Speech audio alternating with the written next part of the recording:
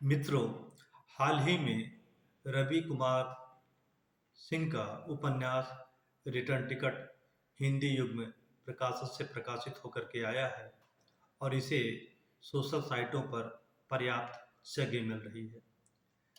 Facebook पर अनेक टिप्पणियां देखने के लिए मिली और कुछ टिप्पणियां वाकई में काबिले तारीफ है और इनको पढ़ने के बाद मैं अपनी बात रखने के लिए तत्पर हुआ हूँ।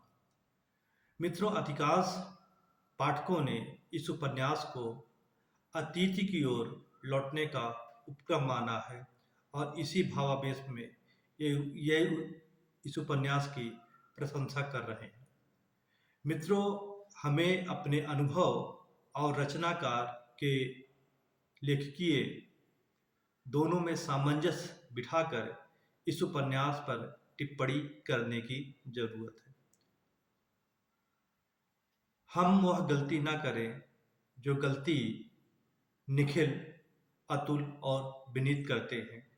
लेखक का मूल उद्देश्य यही है। हम इन पात्रों के माध्यम से यह समझें कि अगर आप अतीत की ओर लौटने में सफल होते हैं तो आपको वही खालीपन मिलेगा जिस खालीपन से आप अपने वर्तमान में गुजर रहे हैं। अतीत को ध्यान में रख करके आपको इतना जानने की ज़रूरत है कि यह आपको सही दिशा में लेकर के जाए। बच्चे हमारे समाज, हमारे देश की धुरी होते हैं और उपन्यासकार ने इसमें तलाक जैसी महत्वपूर्ण समस्या को उठाते हुए यह बताया है कि हमारे देश का भविष्य किस तरीके से खतरे में है। बच्चे की मनोदशा पर क्या प्रभाव पड़ता है और हम अपने भविष्य को लेकर के किस रूप में सोचते हैं। मित्रों, यह उपन्यास हमें यह बताता है कि उम्र के साथ साथ आपकी जिम्मेदारियां बढ़ती चली जाती हैं। जिंदगी, आपका जीवन केवल मनोरंजन के लिए नहीं होता, केवल एंजॉय के लिए नहीं होता और उपन्यास के पात्र मनोरंजन की तलाश में अतीत की ओर लौटना चाहते हैं जिसको वे सुनहरा मानते हैं। और जो भी पात्र अतीत में लौटने के लिए में सफल होते हैं उन्हें वहाँ पर वही खालीपन मिलता है, क्योंकि समय के साथ साथ उम्र बढ़ती जाती है और सब कुछ बदलता चला जाता है। आप पहले जैसा जीवन नहीं पा सकते जिसकी आप कामना करते हैं।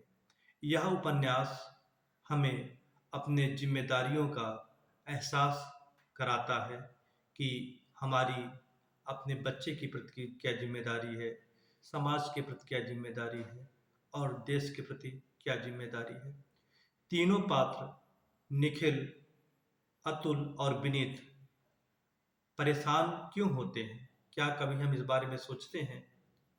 मैं जो समझ पाया हूं कि तीन मुख्य पात्र निखिल, अतुल और विनीत केवल इसलिए परेशान होते हैं कि वह इसलिए खालीपन से जूझते हैं क्योंकि वह केवल अपने बारे में सोचते हैं।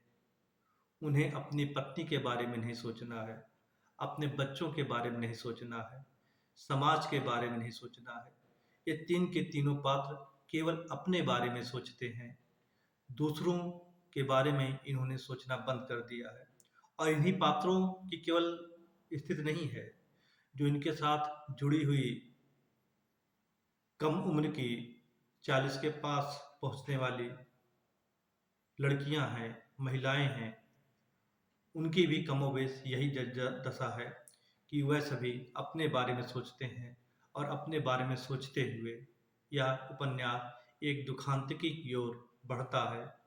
मैं आपसे कहना चाहूँगा कि इसको एक अतीत की ओर लौटने का उपक्रम ना माने, इसे एक दुखांतिकी ना माने, बल्कि यह 40 की उम्र पहुँचने पर आपको सावधान करता हुआ प्रतीत होगा। रचनाकार का यही उद्देश्य हमें लगता है। आप लोग पढ़ते रहिए, बातचीत करते रहिए। आपका बहुत-बहुत धन्यवाद।